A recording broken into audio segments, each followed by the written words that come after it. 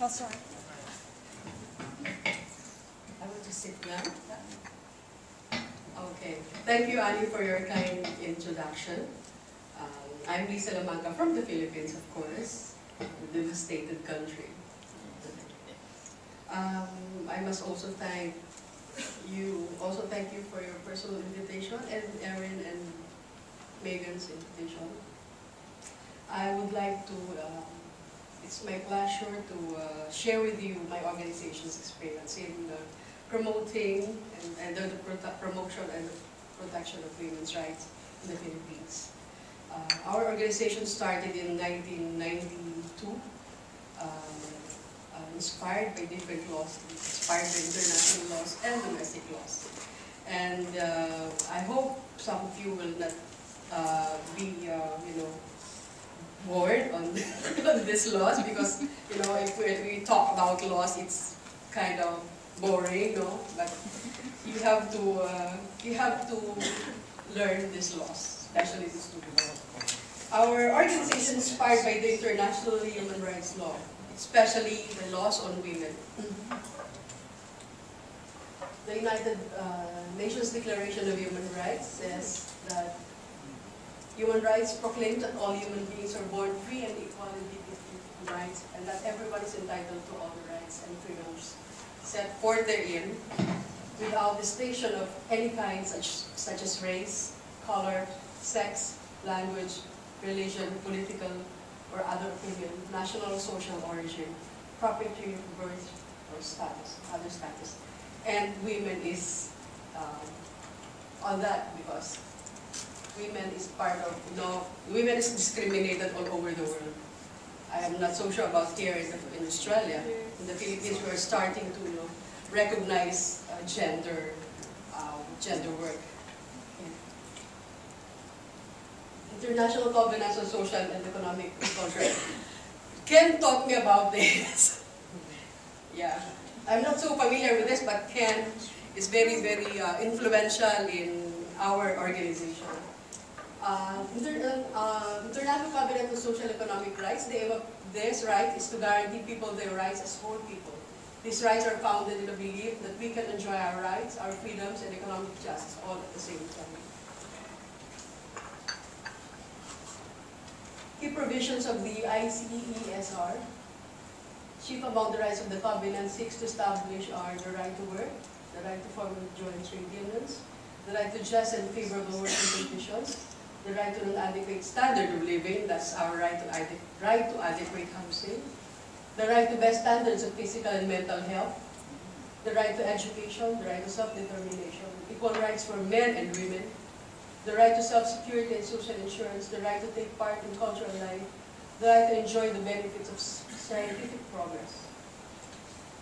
Objective of, this is the International Covenant on Civil and Political Rights, defend the fundamental rights to life, and says that no one can be tortured, enslaved, arbitrarily imprisoned, made to do forced labor, or be restricted from such basic freedoms as movement, expression, and association.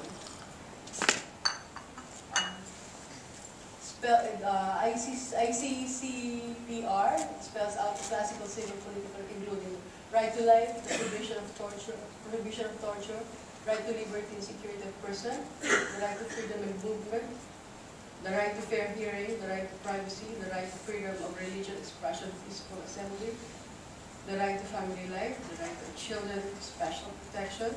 That's the Convention on the Rights of the Child, the right to participate in the conduct of public affairs, the overarching right of equal treatment, and the special rights of members of ethnic, religious, and linguistic minorities. Yes. And this is the Convention on the Elimination of the Forms of all forms of, who are familiar with CEDAW? Can you raise your hands, please? Not all are familiar with CEDAW. Yeah. Convention on the Elimination of all forms of discrimination against women. Under CEDAW, women's rights are defined as follows. Women have the right to the prevention of protection from all forms of violence and coercion against their person, their freedom, their sexuality, and their individuality. Women have the right to freely and fully participate individually or collectively in the political processes of their communities and nation. Women have the right to the means of assuring the economic welfare and security.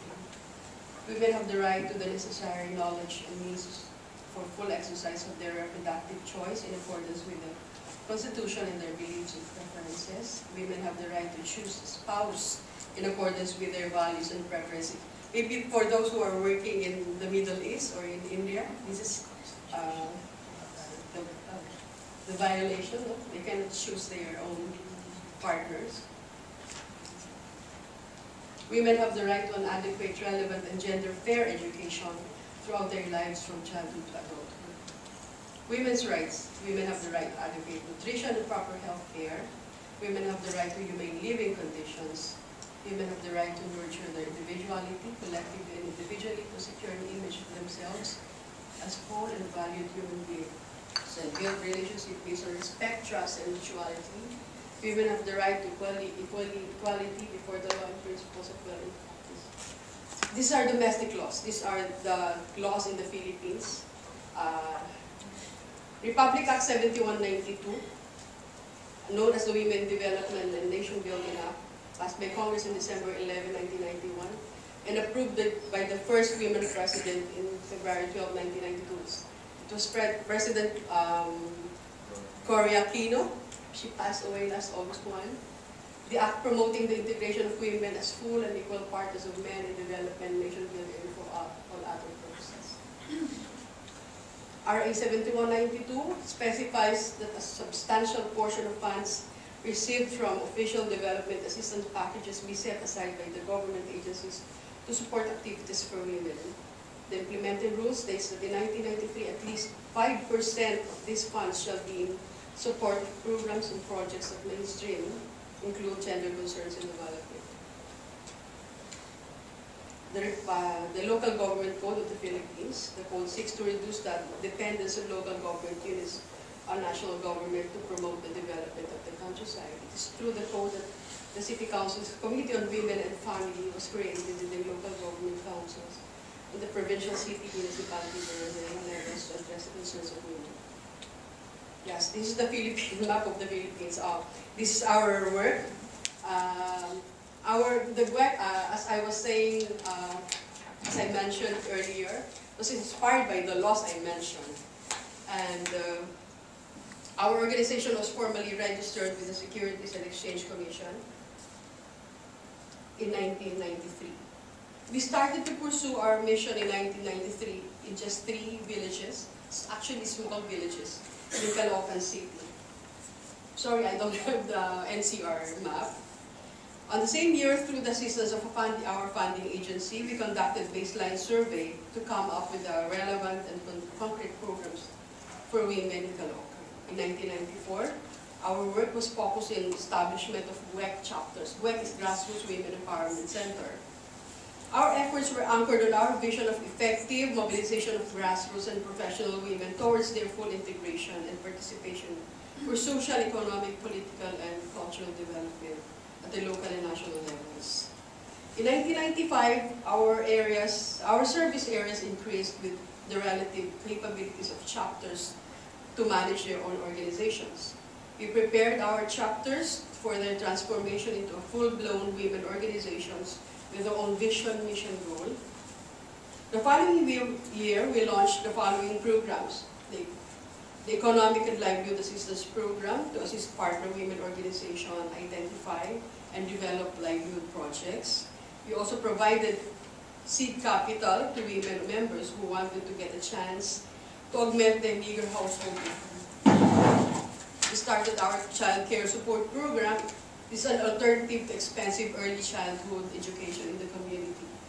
The program tapped local and national and international sources to provide schooling materials to poor but deserving children in our service areas. We also trained parents and volunteer teachers on the Convention on the Rights of the Child, Parents Effectiveness Seminar, and Value Formation. We are proud to say that the daycare center we established in 1994 is up to now servicing poor children in poor communities.